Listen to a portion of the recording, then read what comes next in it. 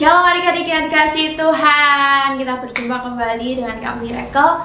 Kita mau beribadah kepada Tuhan pada sore hari ini. Mari kita awali dengan berdoa. Lipat tangan kita, tundukkan kepala, mari kita berdoa. Terima kasih Tuhan atas sore hari ini kami boleh kembali lagi untuk bersuka cita, untuk beribadah kepada Engkau. Bahkan kami, teruskan kami untuk datang pada Engkau Tuhan. Beri kami semangat, berikan kami bergairah Tuhan dalam memuji-Mu, menari di hadapan-Mu Bapa. Terima kasih Tuhan, berkati ibadah kami dalam waktu pertengahan hingga akhir. Engkau yang menyertai, Engkau yang bertata atas segala pujian kami. Dalam nama Tuhan Yesus, kita yang siap bersuka cita katakan amin. Ya adik-adik, kita bangkit berdiri bersama-sama. Kita mau memuji Tuhan, kita pujikan. Dalam nama Tuhan Yesus ada kemenangan.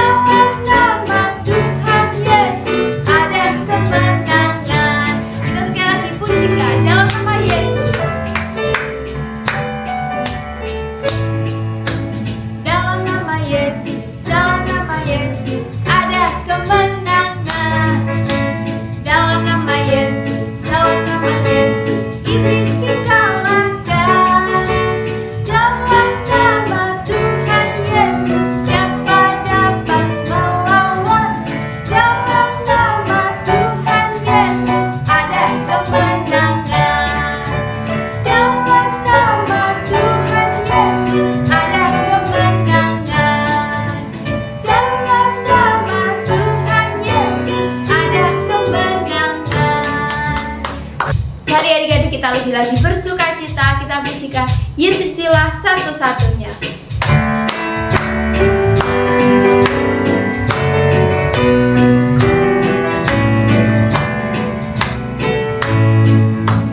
Yesus itulah satu-satunya penolongku yang sungguh. Dia berjanji akan kembali angkat kita semua.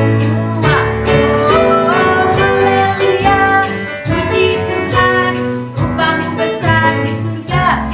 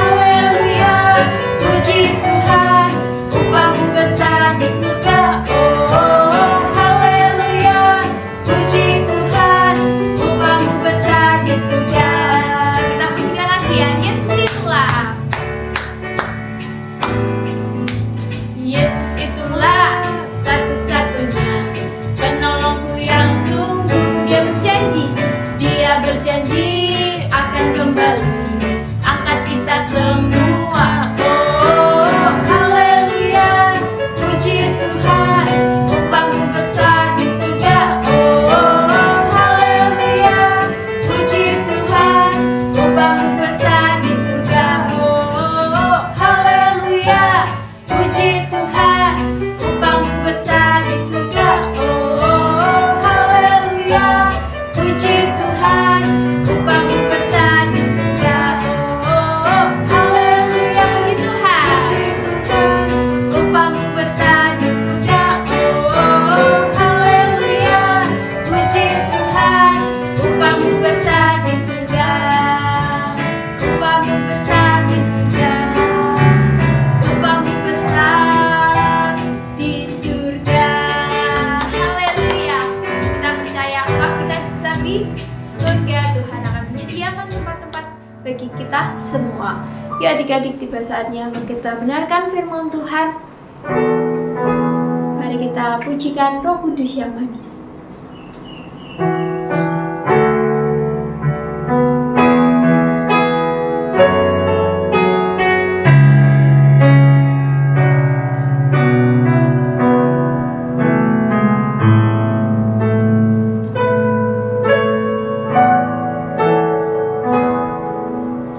Buka hatiku untuk firman-Mu, ku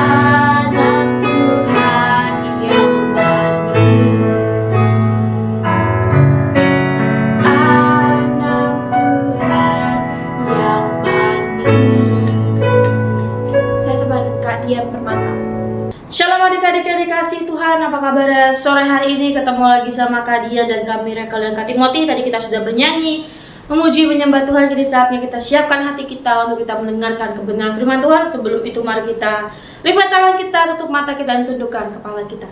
Bapa yang di surga, terima kasih kami mengucap syukur buat semua kebaikan yang Kau berikan di dalam kehidupan kami. Dan mengucap syukur karena Engkau Allah yang masih beserta dengan kami sampai dengan hari ini.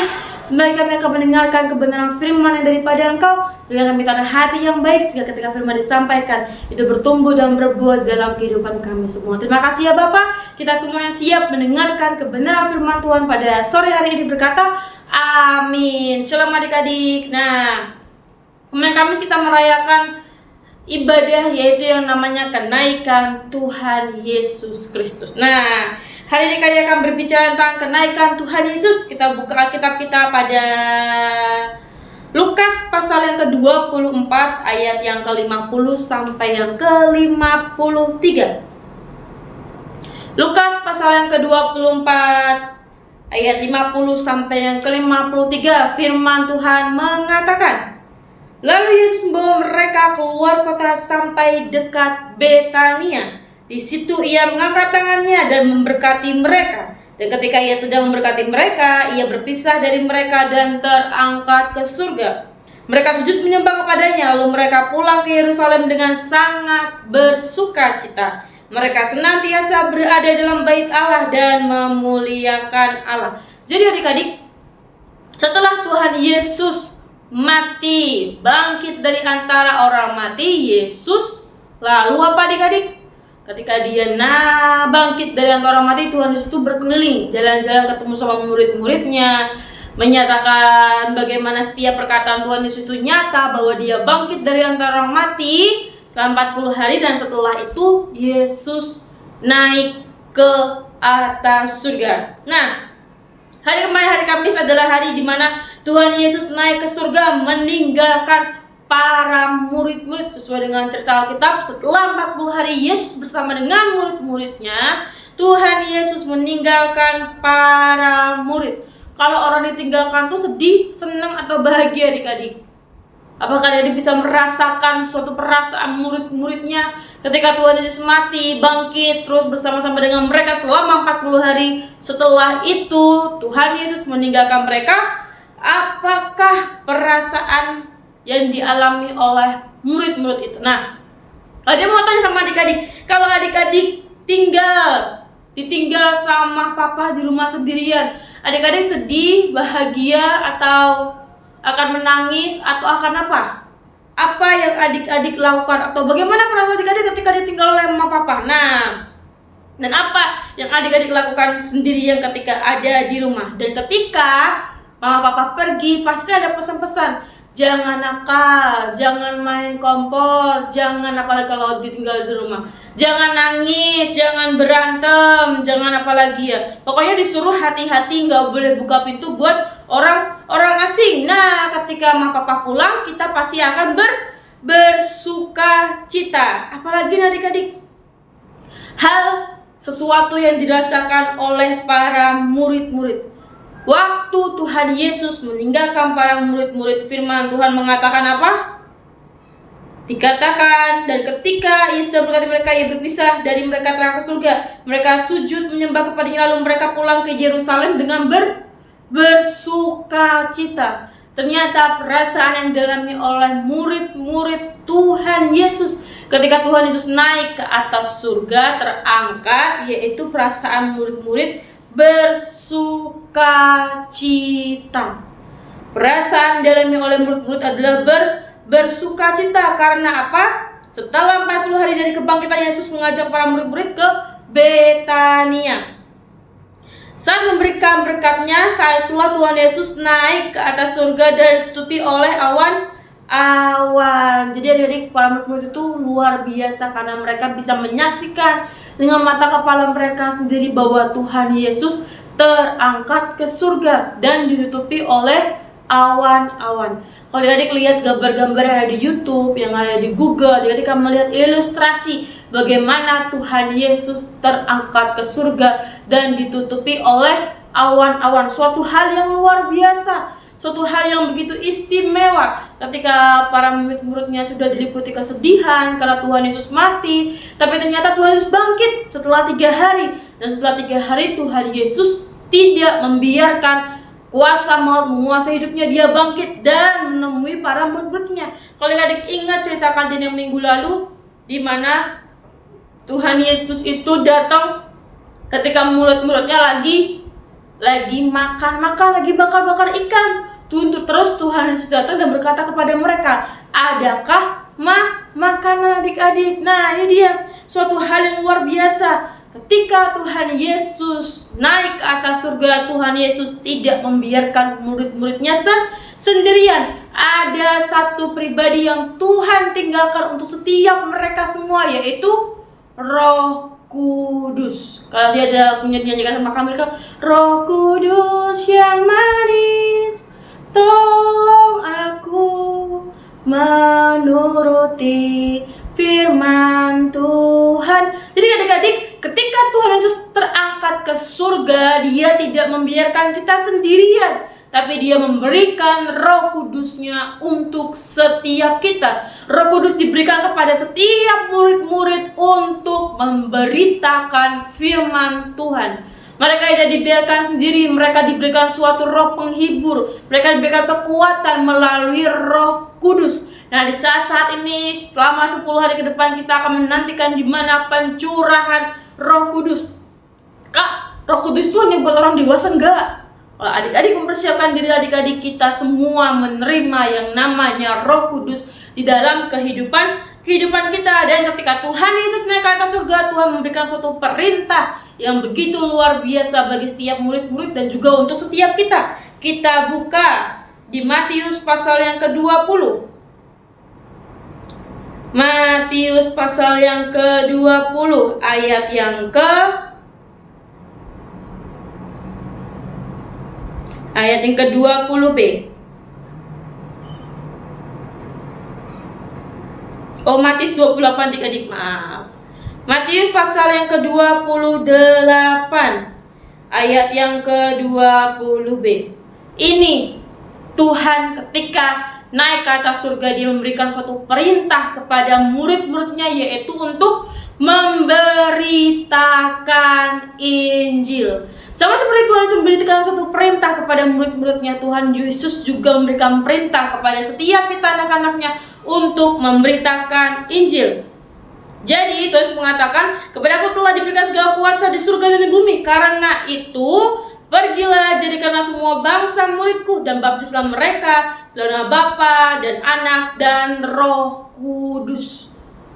Tuhan mengatakan kepada kita untuk kita pergi, jadikanlah semua bangsa murid Tuhan Yesus. Jadi keberadaan kita hari ini, saat ini, yaitu untuk memberitakan Injil dan ajaran mereka melakukan segala sesuatu yang telah kuperintahkan kepadamu. Dan ketahuilah, ini dia adik-adik, ketahuilah bahwa Tuhan menyertai kamu senantiasa sampai kepada akhir zaman. Jadi jangan pernah berkata bahwa kita memberitakan Injil itu sendiri, enggak. Kalau kita memberitakan Injil, Tuhan memberikan kekuatan kepada kita, yaitu melalui Roh Kudus-Nya, Roh penghibur, Roh yang memberikan kita kekuatan, kepercayaan, bukan ketakutan, yaitu untuk kita melakukan apa yang menjadi kebenaran firman Tuhan. Jadi adik, mari kita belajar untuk melakukan apa yang menjadi kebenaran firman Tuhan, apa yang menjadi keinginan Tuhan. Tuhan Yesus sudah naik ke atas surga dan dia sudah mencurahkan Roh Kudus-Nya bagi setiap kita. Mari kita menerima Roh Kudus dengan penuh sukacita. Jadi demikian renungan pada sore hari ini. Mari kita belajar mengerti akan arti kenaikan Tuhan Yesus dalam kehidupan kita. Dan pesan atau sesuatu hal yang ingin Tuhan sampaikan dalam diri kita, yaitu kita harus memberitakan Injil. Dan kita percaya bahwa Tuhan memberikan kepada kita Roh Kudus yang akan menyertai setiap kehidupan kita. Oke adik-adik, jadi tetap percaya, tetap semangat untuk terus hidup di dalam kebenaran firman Tuhan, dan jangan pernah jemu-jemu untuk kita selalu beribadah. Demikian renungannya, mari kita tutup dalam doa. Bapa, kami mengucap syukur dan kami berterima kasih buat kasih karunia, kebaikan yang Kau berikan dalam kehidupan kami semua para anak-anak-Mu pada sore hari ini. Kami sudah selesai mendengarkan kebenaran firman daripada Engkau, tapi kami yakin dan percaya Engkau Tuhan tidak pernah selesai bekerja dalam kehidupan kami semua. Terima kasih ya Bapa. Pertemukan kami kembali di minggu depan dengan sukacita dan semangat yang baru. Kami nantikan pencurahan Roh Kudus-Mu di mana Roh-Mu hadir dalam setiap kehidupan kami semua. Terima kasih ya Bapak. Kita semua yang sudah berdoa bersama-sama katakan amin. Terima kasih Dede. Kita ketemu lagi di minggu depan. God bless you. Bersyukur kepadamu Tuhan, anugerah-Mu mempesonaku. Selalu dan selalu Kau angkat hatiku, Kau membuatku berharga di mata-Mu. Kau membuatku berharga.